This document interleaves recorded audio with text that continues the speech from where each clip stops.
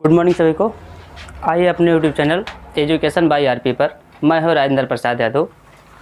जो हमारी class 10th में प्रश्नावली चल रही थी 4.1, उसमें हम दूसरे का पहला नंबर सवाल तक देख चुके थे और दूसरे का दूसरे नंबर सवाल से हमें देखना है।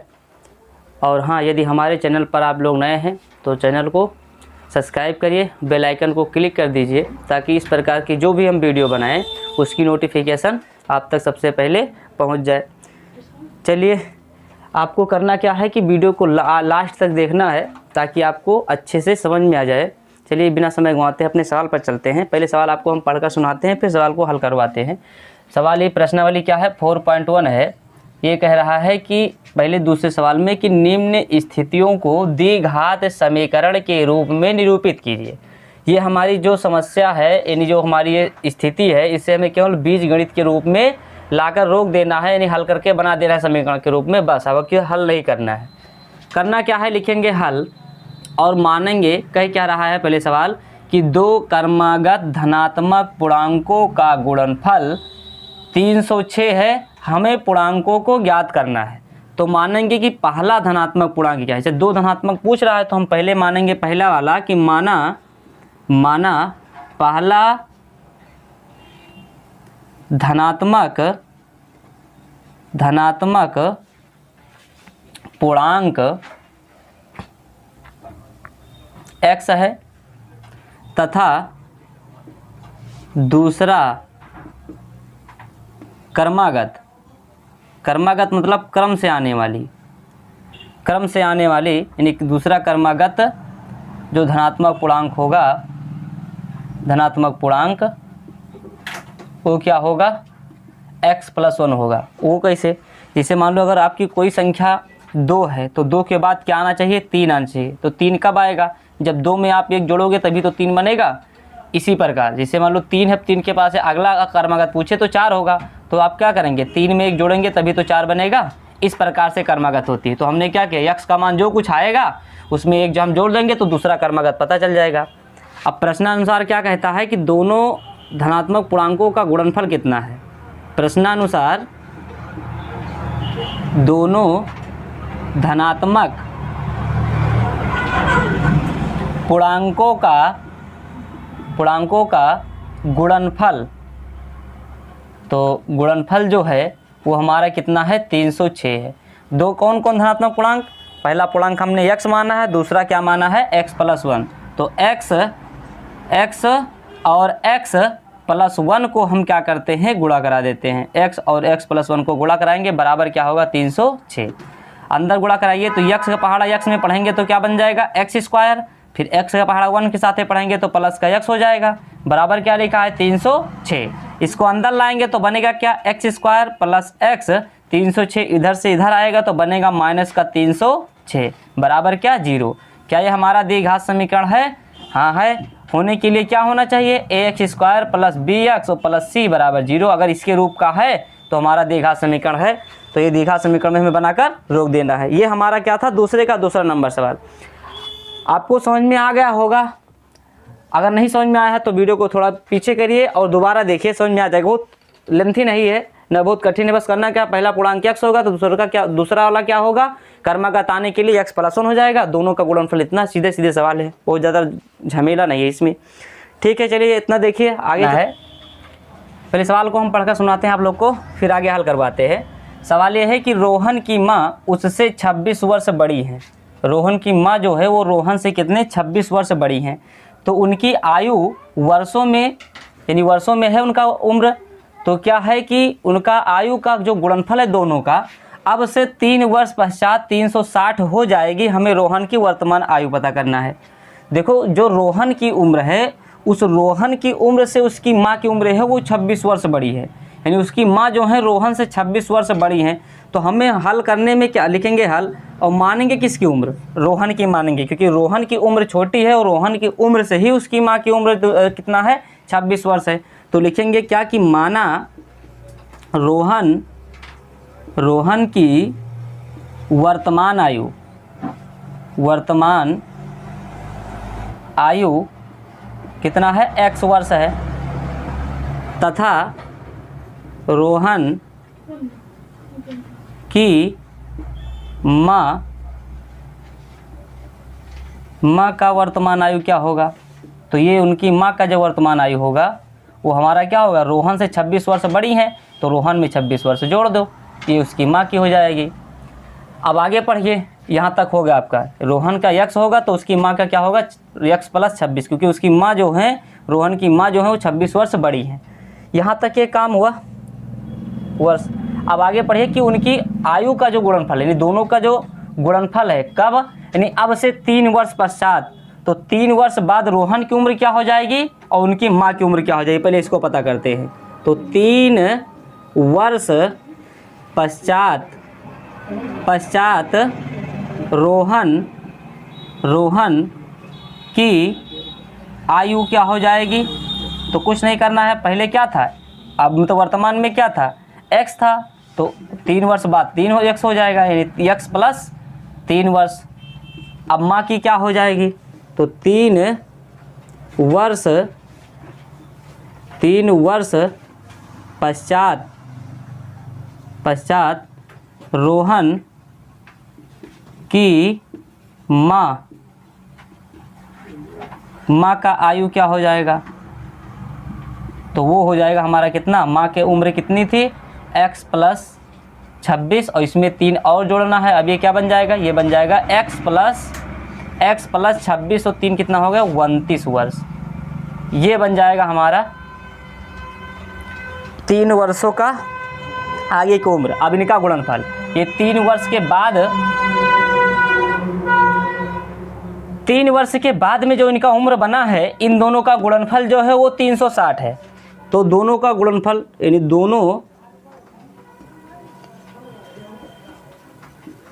दोनों के आयु का गुणनफल जो है वो कितना है, 360 है। तो दोनों लोग के 3 वर्ष के बाद वाली उम्र क्या है, ये है। तो इसको हम गुणा करा देते हैं, क्या होगा, x प्लस 3 और हो जाएगा x प्लस 29 बराबर कितना, ये बराबर हमारा हो जाएगा 360। चलिए गुणा कराइए, पहले x का पहाड़ा x के साथ पढ़िए तो बन जाएगा x स्क्वायर, x का पहाड़ा 29 के साथ पढ़ेंगे तो बन जाएगा 29x। फिर अब ये x का काम खत्म। अब 3 उठाइए, 3 का पहाड़ा x के साथ में पढ़ेंगे तो बनेगा क्या, प्लस का 3x, और इस 3 का पहाड़ा हम 29 से जब कराएंगे तो 9 3 27 का 7 हाथ से लाएँ 2 और 3 दूनी 6 और 2 हो जाएगा 8 प्लस का 87 बराबर क्या लिखा है, 360। इसको लिखेंगे क्या, x स्क्वायर 29 और 3 कितना हो गया, 32, 29 और 30 हो गए 32x, प्लस का लिखा है 87, ये अंदर आ जाएगा तो बनेगा माइनस का 360 बराबर क्या हो जाएगा, 0। इसको घटा देना है तो बनेगा क्या, x स्क्वायर बराबर बनेगा x स्क्वायर प्लस 32x, और यहाँ घटाएंगे तो देखिए 10 में से 7 गए कितना बचा, 3, और यहाँ बचा 5, 5 में से 8 नहीं जाएगा, उधार दिए 15 हो गया, 15 में से 8 घटाए कितना बचा, 7 बचा, यहाँ बचा कितना 2, तो माइनस का 273 बराबर 0। ये द्विघात समीकरण है। अगर द्विघात समीकरण है तो उसे क्या किसके रूप में होना जरूरी है, ax स्क्वायर प्लस bx और प्लस c बराबर 0 के रूप में अगर होगा तो हमारा द्विघात समीकरण है, इसके रूप में है, अधिकतम घात 2 है तो ये द्विघात समीकरण हमारा है। तो ये था हमारा क्या, दूसरे का तीसरा नंबर सवाल। चलिए आपको समझ में आया होगा दूसरे का चौथा नंबर सवाल। सवाल क्या कह रहा है कि एक रेलगाड़ी 480 किलोमीटर की दूरी समान चाल से तय करती है, यदि इसकी चाल 8 किलोमीटर प्रति घंटा कम होती है तो वह उसी दूरी को तय करने में 3 घंटे अधिक समय लेती है। हमें क्या करना है, रेलगाड़ी की चाल ज्ञात करनी है। तो देखिए सबसे पहले हम क्या करेंगे,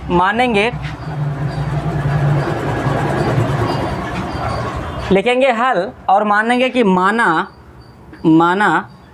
रेलगाड़ी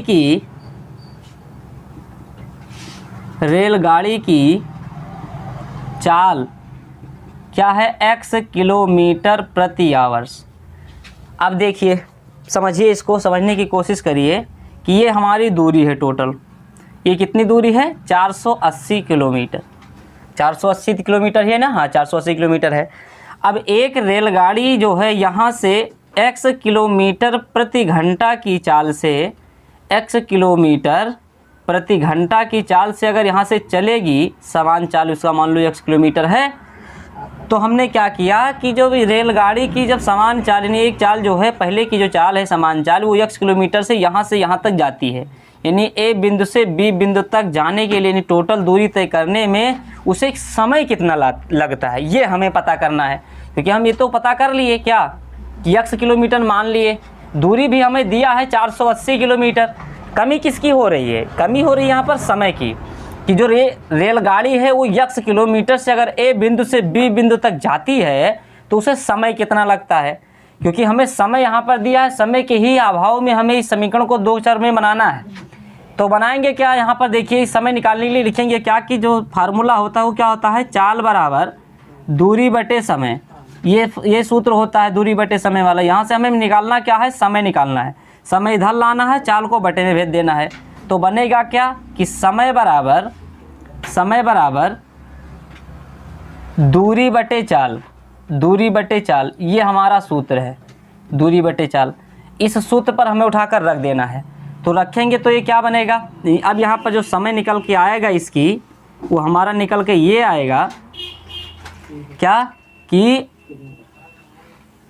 x 480 और बटे में क्या हो जाएगा x। ये बना हमारा क्या, सामान्य चाल के लिए समय, ये सामान्य चाल के लिए हो गया। अब कह रहा है कि 8 किलोमीटर, आगे पढ़िए, यदि इसकी चाल 8 किलोमीटर कम कर दी जाती है, तो जब इसकी हम चाल 8 किलोमीटर कम कर देते हैं, यानी रेलगाड़ी की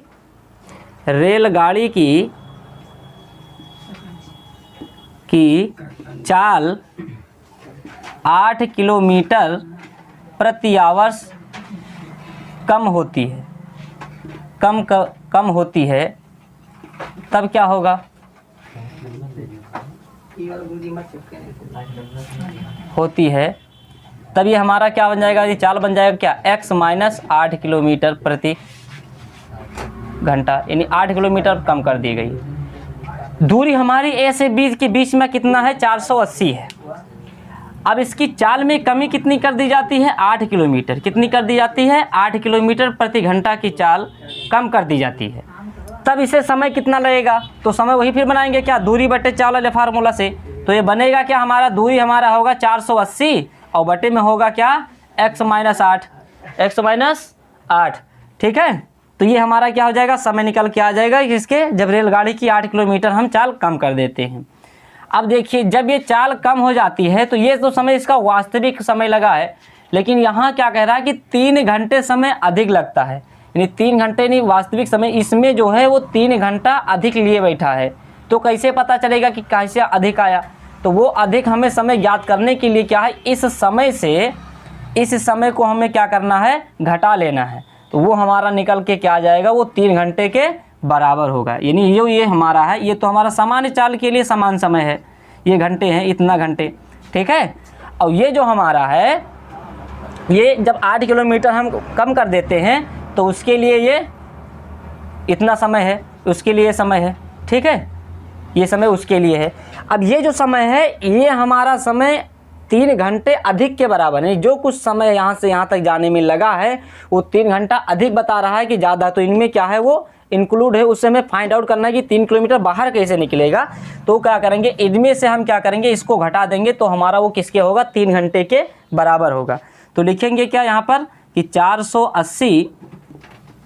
480 और बटे में क्या होगा, x माइनस 8, फिर माइनस घटाएंगे क्या, 480 बटे में x, और ये बराबर किसके होगा, 3 के। क्योंकि जो इसमें है, इसमें 3 घंटे अधिक समय लिए बैठा है, तो हम उसको निकालेंगे बाहर, तो वो पहले वाला समय को हम क्या कर देंगे, घटा देंगे, ये बराबर आ जाएगा 3 के।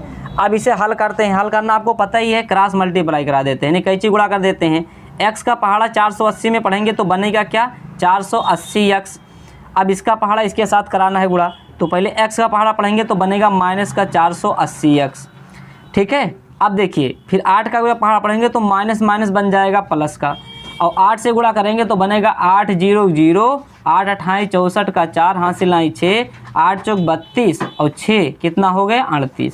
ये हो गया 38 बटे में इसको क्या करेंगे, बटे में देखेंगे तो ये बनेगा, देखिए x से गुणा कराइए तो बनेगा एक्स स्क्वायर और बनेगा क्या माइनस का 8 और बराबर ये क्या बन जाएगा 3 बटे 1 करेंगे।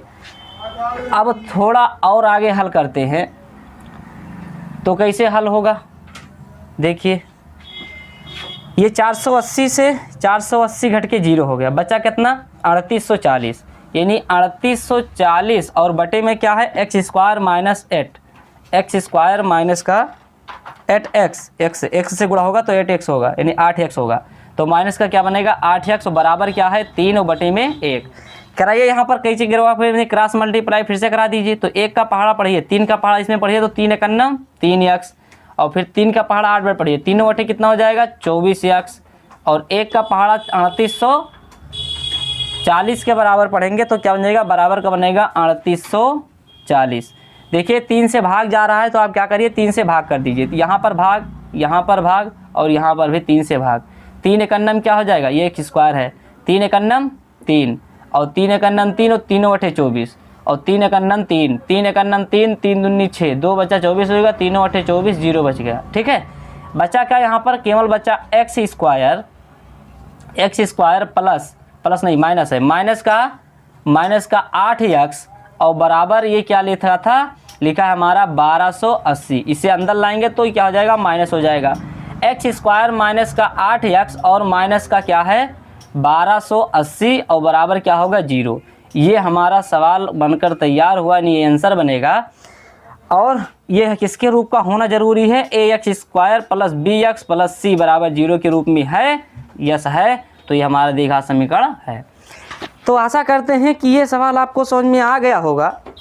अब हम मिलते हैं नेक्स्ट वीडियो में। ये हमारी प्रश्नावली जो 4.1 है वो ख़त्म हो गए, ये 3 वीडियो में है, क्लास 1 क्लास 2 क्लास 3, ये क्लास 3 का है, क्लास 1 और क्लास 2 इससे पहले हम आपके पास अपलोड कर चुके हैं यूट्यूब पर।